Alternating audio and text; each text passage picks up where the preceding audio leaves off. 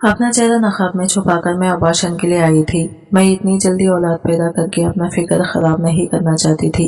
यह अमल मैं तीसरी बार कर रही थी जब डॉक्टर ने बोली बच्चे की धड़कन आ चुकी है, इस नन्हे से जान को मत मारो। पर मैंने इसे झड़क कर कहा तुम पैसों से मतलब रखो।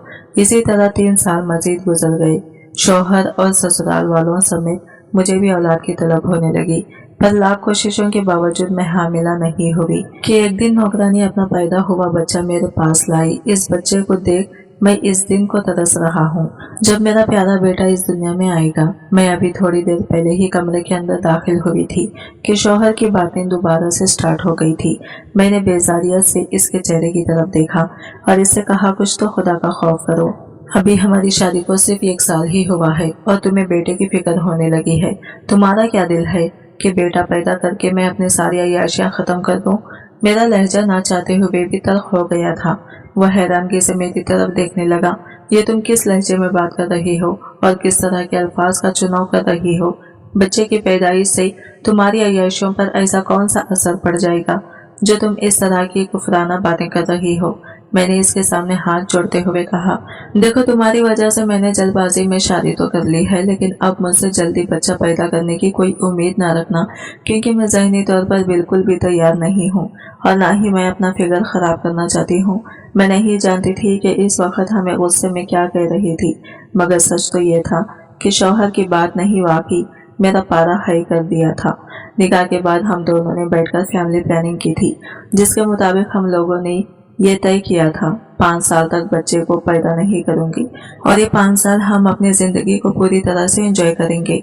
लेकिन अभी 1 साल पूरा नहीं हुआ था कि मेरा शौहर बच्चे का मुतालबा करने लगा था। इससे बदतमीजी करके मैं बाहर निकली तो मेरी सास वहीं पर बैठी मोहल्ले की किसी औरत से बात करते हुए कह रही थी, मैं बहुत परेशान हूँ, मुझे समझ नहीं आ रहा क्या मेरी बहू की गोद भराई भी करूँ। अल्लाह ताला से रोज दुआ मांगती हूँ कि मेरी बहू की गोद भर दे, लेकिन लगता है कि अभी ठीक वक्त नहीं आया। इससे पहले कि वो मजीद कुछ कहती, हाला फातिमा इन्हें डांटते हुए बोली, क्या हो गया है रशीदा, अभी तो तुम्हारी बहू को यहाँ पर आई हुई सिर्फ 7 महीने गुजरे हैं। वो छोटी भी है, कम उम्र भी है, अभी इस पर इस तरह की जिम्मेदारी ना ही आने दो तो अच्छा है। जब वो थोड़ी सी मैच्योर हो जाएगी तब तुम। अरे अरे ये कैसी बातें कर रही हो? मेरी सास ववेला मचाते हुए बोली, कहीं याद होगा कि तुम्हारी बहू 2 महीने के बाद ही प्रेग्नेंट हो गई थी और 1 साल के बाद तुम अपने पोते के साथ खेल रही थी। तुम्हारी बहू भी तो छोटी और कम उम्र थी, तो तुम्हें इस पर तरस क्यों नहीं आया? बहू भी तो तुम्हारी छोटी थी। मेरी बहू के लिए परेशान हो रही हो? वो अब चमक चमक कर बोल रही थी। मैं बेजारियत और गुस्से से अपने सास को देखने लगी। इनकी नजर अचानक ही मुझ पर पड़ी तो सीने पर हाथ रखते हुए बोली, ये कैसे मुझे देख रही हो? साफ जाहिर हो रहा है कि तुम्हारे दिल में मेरे लिए हसद मौजूद है। कुछ तो खुदा का खौफ करें। अम्मा आपने ऐसा क्या किया है जो मैं आपसे हसद करूंगी? मैंने बेचैनी से कहा, अभी मैं थोड़ी देर के लिए अपनी माँ के घर जा रही हूँ, वापसी पर अगर आपसे बात करती हूँ। यह कहकर मैं चादर लेकर घर से बाहर निकल गई, जबकि पीछे वो डांटने लगी, तुमने अच्छा तरीका बनाया हुआ है, जब दिल करता है मुंह उठाकर निकल जाती हो और ये मोहल्ले वाले सोच किस्म की बातें बनाते हैं, लेकिन तुम्हें तो किसी चीज की कोई फिक्र ही नहीं है। मेरी सास की पुरानी आदत थी और मैंने कभी भी इनकी बातों को खातिर में भी नहीं लाया था। मेरे शौहर ने भी मुझे ये इजाजत दी हुई थी कि जब भी तुम्हारा अपनी माँ से मिलने का जी चाहे तो तुम मिलने चली जाया करो, तुम्हें किसी की भी टेंशन लेने की जरूरत नहीं है। वैसे भी अम्मी का घर सिर्फ चंद घरों के फासले पर ही मौजूद था और ये मेरे लिए सबसे बड़ी खुशखबरी थी। अभी घर के अंदर दाखिल हुई ही थी कि भाई की नजर मुझ पर पड़ी। तुम फिर से मुंह उठाकर आ गई हो, इसने गुस्से से कहा। मैंने बेसाखित अम्मी के चेहरे को देखा तो वो भाई को डांटते हुए बोली, तुम्हें अपनी बहन से बात करने की तमीज नहीं है, ये किस लहजे में बात कर रहे हो? अम्मी जब भी ये यहाँ पर आती है आप इसे कोई ना कोई पट्टियां पढ़ाती हैं और ये जाकर अपने ससुराल में लड़ाई करती है। कसम खुदा की वाजिद मुझे पिछले हफ्ते में 3 बार कॉल्स करके इसकी शिकायत लगा चुका है। मैंने आपको बताया भी था कि आपने इस औरत को समझाया नहीं। मुझ पर तवज्जो देने के बजाय बेहतर है कि अपनी बीवी पर तवज्जो दो। आजकल वो किन चक्रों में पड़ी हुई है, क्योंकि जैसे ही तुम्हें इसकी हकीकत के बारे में पता चलेगा तुम्हें किसी और चीज के बारे में सोचने की जरूरत ही नहीं पड़ेगी। ना चाहते हुए भी मेरा लहजा तल्ख हो गया था। कोई बात बर्दाश्त ही नहीं कर सकती थी। घर के सबसे बड़ी और लाडली बेटी थी, हमेशा मेरी ही बात मानी जाती थी। मेरे भाई को शुरू से ही कम हैसियत हासिल थी। बिलाशुबा वो लड़का था, मगर इसके बावजूद बाबा मुझसे सबसे ज्यादा मोहब्बत करते थे और हर मामले में मुझे ही तरजीह देते थे। ये देखकर वो जलता भी था और वक्त के साथ साथ हम दोनों के दिल में एक दूसरे के लिए नफरत भी बढ़ती चली जा रही थी। अब तो नफरत की दीवारें इतनी मजबूत हो गई थी कि इसको तो मेरी शक्ल देखने का भी दिल नहीं चाहता था। इसने अपने क्लास फेलो से अपनी मर्जी से शादी की थी, जो कि अय्याश तबीयत की लड़की थी, हर किस्म के लड़के के साथ ताल्लुक में मुलविस थी। ये बातें मेरे भाई को शादी के बाद पता चली थी। हम लोगों ने ऐसे मशवरा भी दिया था कि इस औरत को छोड़ दो, वरना वो औरत तुम्हें जलील और रुस्वा कर देगी। मगर मेरे भाई ने मेरी एक बात भी नहीं मानी और इस औरत को ही घर ले आई। इस दिन के बाद से तो जैसे मेरी माँ के घर से सुकून ही उतर गया था, बरकत ही खत्म हो गई थी। एक अजीब सी मनहूसियत तो थी जो चारों तरफ छाई रहती थी। अम्मा खुद इस बात का इतराफ करती थी। वो अक्सर भाई के सामने हाथ जोड़कर रो पड़ती थी कि खुद पर नहीं तो मुझ पर थोड़ा सा रहम कर लो। मैं क़यामत के दिन तुम्हारे बाप को क्या मुंह दिखाऊंगी कि मैं तुम्हारी शादी किसी अच्छी जगह पर नहीं कर पाई। चूंकि मेरे भाई ने इससे शदीद मोहब्बत की थी, इसलिए इसके लिए छोड़ना मुश्किल ही नहीं नामुमकिन था। वो हमेशा मेरी माँ को तसल्ली देते हुए कहता था कि फिक्र मत करना, वो बहुत जल्द ठीक हो जाएगी, वो अपने आप को बेहतर बना देगी। मुझे इस पर यकीन है, इसने मुझसे वादा किया है वो मुझे कभी भी मायूस नहीं करेगी। ये बातें पिछले 2 सालों से चलती हुई आ रही थी, मगर अभी तक इसने अपना वादा नहीं निभाया था। अभी तक वो मुसलसल मायूस करते ही आ रही थी। अब भाई चूंकि मुझे डांट चुका था, इसलिए मैंने भी फैसला किया कि इसकी बीवी का पोल इसके सामने खोलकर रख दूंगी। मेरी मोहल्ले की जिस औरत के साथ दोस्ती थी, इसका शहर काफी घूमता फिरता रहता था। इसी ने ही मेरे भाभी को ये अनजान आदमी के साथ होटल में बैठे हुए देखा था। वो दोनों एक दूसरे के हाथों में हाथ डाले मुस्कुराते हुए बातें कर रहे थे। तभी इसने तस्वीरें खींच ली थी और इस औरत ने सारी तस्वीरें मुझे भेज दी थी। मैं जानती थी कि अगर एक तस्वीर भी अपने भाई को दिखाई तो कयामत आ जाएगी। वो अपनी बेगम की साइड रहने लगा तो मैं खुद पर कंट्रोल नहीं रख पाई और वो सारी तस्वीरें निकालकर इसे दिखा दी। अम्मा मुझे रोक रही थी और कोर्स कर रही थी, मगर इस वक्त तो मुझे सिर्फ और सिर्फ अपनी इज्जत अफजाई का हिसाब लेना था, जो मैं लेने में कामयाब हो चुकी थी। अब इसका ध्यान मेरी तरफ से हट गया था। रेशम, कहाँ हो तुम? जल्दी से बाहर आओ, इसने चिल्लाते हुए कहा। मेरे लबों पर एक पुरइसरार मुस्कुराहट फैल गई। अम्मी मेरे खांधे पर थप्पड़ मारते हुए कहने लगी, पागल औरत, ये तुमने क्या कर दिया है? तुमने क्यों अपने पाँव पर खुद ही खिलाड़ी मार दी है? मैंने अम्मी को कहा कि मैंने जो कुछ भी किया है बहुत सोच समझ कर किया है।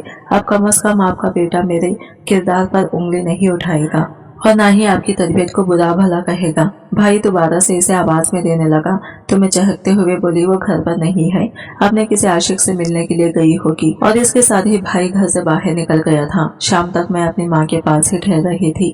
मैं जब भी यहाँ पर आती थी तो अपनी माँ के करीब से उठने का दिल ही नहीं करता था। बचपन से ऐसे ही इनके साथ रहती थी तो इनकी हद से ज्यादा आदत थी। ससुराल में भी दिल लगना मुश्किल हो जाता था। हर दूसरे ही दिन यहाँ पर आकर बातें करके मुतमईन हो जाती थी।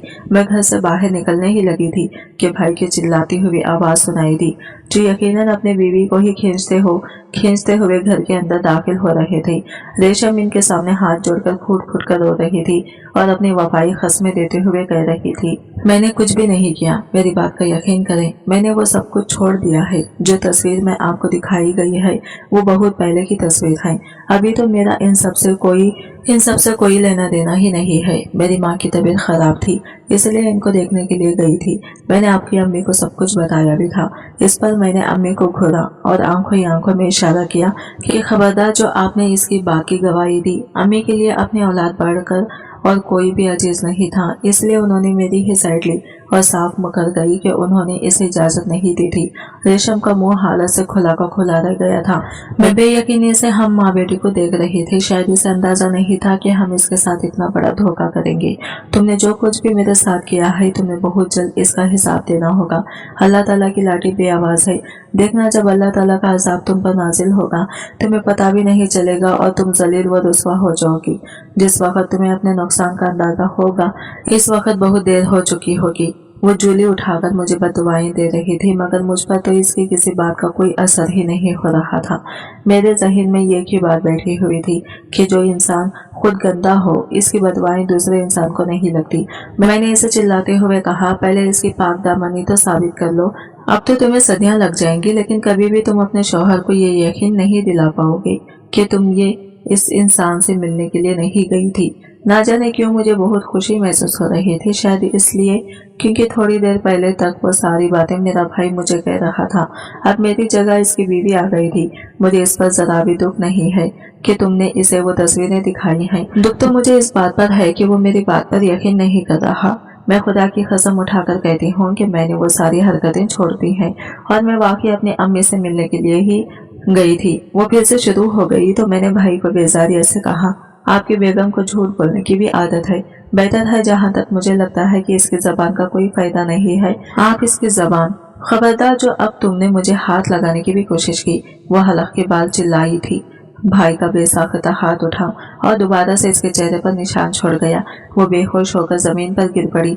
मैंने अम्मा को कहा, चले ठीक है, अब मैं चलती हूँ, काफी देर हो गई है, बहुत जल्द आपसे दोबारा मिलने के लिए आऊंगी। भाई को मैंने आंख मारते हुए कहा था, अगर तुम्हें इस तरह की किसी भी किस्म की खबर चाहिए हो तो तुम मुझे व्हाट्सएप से अनब्लॉक करके मुझसे राबिता कर सकते हो। मैं तुम्हारी बीवी पर बहुत अच्छे तरीके से नजर रखूंगी और इसे भी तुम्हें धोखा देने की इजाजत नहीं दूंगी। मैं जिस चीज को मजाक समझ रही थी, नहीं जानती थी कि ये मेरी जिंदगी में यह खतरनाक सूरत की शक्ल में दाखिल हो जाएगी। मैं जो सोचती थी ये बस मजाक उड़ाया और चीज खत्म हो गई। मैं नहीं जानती थी कि यह मजाक इंसान के पास लौट कर आता है और जब खुद इंसान को सबसे गुजरना पड़ता है तब इससे अंदाजा होता है कि जिंदगी कितनी तकलीफदा है, लोगों के अल्फाज कितने पर असर हैं और इंसान का दिल कितना नाजुक है। मैं खुद भी एक छोटे से दिल की मालिक थी। कोई भी बात मुझसे बर्दाश्त नहीं होती थी, फौरन आंखों में आंसू आ जाते थे, या अगर बर्दाश्त कर भी जाती तो गुस्से की सूरत में अपना मूड बेहाल कर लेती थी। लेकिन दूसरों के मामले में मैं ऐसा नहीं सोचती थी।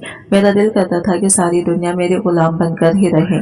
जो लोग मुझसे मोहब्बत करते हैं वो मेरे मातहत रहें। मैं जो कुछ भी कहती रहूं वो सब कुछ करते रहें। घर के अंदर दाखिल हुई तो वहां पर सूबिया बैठी हुई थी, जो मेरी कॉलेज की फ्रेंड थी। मैं इसे बहुत ज्यादा इम्प्रेस थी। इसकी शादी को तकरीबन 7 साल गुजर गए थे, मगर अभी तक इसने अपना नगर बरकरार रखा हुआ था। मैंने इससे इम्प्रेस होकर ही फैसला किया था कि 5 साल के बाद ही बच्चा पैदा करूंगी। इससे पहले तक इस बारे में सोचूंगी भी नहीं। वो मेरे पास आई और मेरे गले मिलते हुए कहने लगी, तुम तो दिन ब दिन बहुत खूबसूरत होती जा रही हो, बस बच्चा पैदा ना करना, वरना तुम्हारी की सारी खूबसूरती ढल जाएगी और तुम्हारा शौहर भी तुमसे दूर हो जाएगा। मैंने इससे कहा कि टेंशन ना लो, मैंने तुम्हारी बात को अपने पल्लों से बांध लिया है, और जहाँ तक मेरे शौहर का सवाल है तो वो मरकर भी मुझसे नफरत नहीं कर सकता। इसे हर बार लौटकर मेरे पास ही आना होता है। वो जहाँ पर मर्जी चला जाए, मगर वो भी मुझे भूल नहीं सकता। मेरे लहजे में फख्र था और मान था। दमी हो मर्द था। देखो, मर्द पर अंधा एतमाद इंसान को भी नहीं करना चाहिए, क्योंकि बाज़ औक़ात यह एतमाद इंसान को टुकड़े टुकड़े कर देता है। तुम अपने शौहर को यूं खुलेआम न छोड़ो, बल्कि इस पर नजर रखो। देखो वो क्या करता है, कहाँ जाता है, किससे बात करता है, इसकी किस तरह की दोस्त है, इसका लड़कियों से राबिता है या नहीं। मेरी सहेली किसी एक्सपर्ट की तरफ मुझे मशवरा दे रही थी, जबकि मैं एक लापरवाह इंसान की तरह इसकी बातें एक कान से सुनकर दूसरे कान से निकाल रही थी। मैं इन सारी चीजों पर यकीन नहीं रखती थी और ना ही मुझे कोई खास दिलचस्पी थी। मैं अपनी जिंदगी में मगर रहने वाली लड़की थी। मैं इस डर से अपने शौहर का मोबाइल भी शक नहीं करती थी कि अगर खुदा न खासा कुछ ऐसा वैसा निकल भी आया तो टेंशन सिर्फ और सिर्फ मेरे लिए ही पैदा होगी। मेरे शौहर को तो कोई मसला नहीं होगा। बस इसी तरह से जिंदगी गुजरती जा रही थी। मैं चाहती थी कि बस गुजरती ही चली जाए। बच्चों का झंझट तो वैसे भी पसंद नहीं था।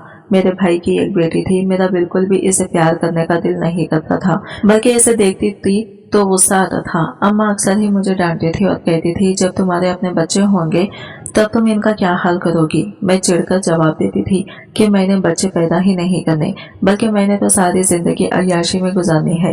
अम्मा मेरे मुंह पर हाथ रखती और बेचैनी से कहती, अच्छी अच्छी बातें अपने मुंह से निकाला करो, कबूलियत के वक्त का पता नहीं होता। मुझे डर है कि कहीं फरिश्ते तुम्हारी ये दुआ कबूल ना कर ले। अम्मी जान अगर कबूल करते हैं तो ठीक है, इसमें मेरा ही फायदा होगा। मैंने दोबारा से बेवकूफ़ी का मुजाहरा किया था। बेसाख्ता अम्मी का हाथ उठा और मेरे चेहरे पर निशान छोड़ गया। खबरदार जो दोबारा भी तुमने ये बात अपने मुंह से निकाली। औरत का वजूद एक बच्चे के बगैर नामुकम्मल होता है। वो औरत जो कि एक बच्चे को जन्म नहीं दे सकती, इसकी कोई हैसियत नहीं होती। ना तो ये माशरा इसको कबूल करता है और ना ही इसका शौहर इसे इज्जत देता है, बल्कि इसकी हकीकत तो ये होती है कि हर वक्त ही इसके सर पर एक तलवार लटकी रहती है कि इसका शौहर किसी भी वक्त किसी भी औरत से निकाह कर सकता है, क्योंकि मर्द को अपनी नस्ल बढ़ाने के लिए एक ऐसी औरत चाहिए होती है जो बच्चे पैदा कर सके। औरत कितनी ही खूबसूरत का कितनी ही वफादार क्यों न हो, लेकिन अगर इसमें यह नुक़्स मौजूद है तो समझो कि वो दुनिया की सबसे बदकिस्मती तरीन औरत है। तुम कभी भी अपने लिए इस तरह की दुआ न करना, मुझे डर है कि तुम्हारी दुआएं पूरी ना हो जाएं। अम्मा बहुत ज्यादा डरी हुई थी, जबकि मुझे इस बार फिर इनकी बातों का कोई असर नहीं हो रहा था। मैं लापरवाही से कह रही थी कि आप जो भी कह रहे हैं ये ठीक हो सकता है, मगर मेरे ख्यालात इस तरह के नहीं है। मैं बिल्कुल मुख्तलिफ सोचती हूँ, क्योंकि मैं न्यू जनरेशन की थी और मैं जानती थी कि अगर मगर का नाम अम्मी के सामने लिया तो अम्मी जूता उतार लेंगे और मुझे इतना मारेंगे कि वो मेरे ज़हन से नाम ही मिटा देंगी। इसलिए मैं एहतियात करने का इरादा किया। दिन ब दिन से गुजरते चले जा रहे थे और मेरे शौहर की फरमाइशों में भी इजाफा होता चला जा रहा था। अब तो मेरी रोने वाली शक्ल बन जाती थी और मैं इसके सामने हाथ जोड़ते हुए कहती थी, खुदा के लिए खामोश हो जाओ, इस तरह की बातें करके मुझे परेशान ना किया करो। मैं लाख इनकार के बावजूद भी मेरे शौहर ने अपनी ख्वाहिश पूरी कर ली और फिर तकरीबन 1 ही महीने के बाद मैं हामिला हो गई। ये बात मैंने सब लोगों से ही छुपा कर रखी हुई थी। मैं जानती थी फिगर अगर ये बात इन लोगों को बता दी तो एक नई मुसीबत मेरे गले आकर पड़ जाएगी। इस दिन मेरी तबीयत बहुत खराब थी, मुझे बार बार उल्टियां हो रही थी। मेरी सास के लबों पर मुस्कुराहट छाई हुई थी। इन्हें मुस्कुराता हुआ देखकर मुझे हालत होने लगी। मैंने इन्हें कहा कि यहाँ पर मुझसे सांस रहना दुश्वार हो रहा है और आप यूँ खुश हो रहे हैं जैसे आपको कोई बहुत बड़ी खुशखबरी मिल गई हो। वह हंसते हुए बोली, खुशखबरी ही तो मिली है, तुम मेरे पोते की माँ बनने वाली हो। यह कोई छोटी खबर तो नहीं है। मैं जो पानी पी रही थी, पानी मेरे मुंह से किसी फवारे की तरह निकला।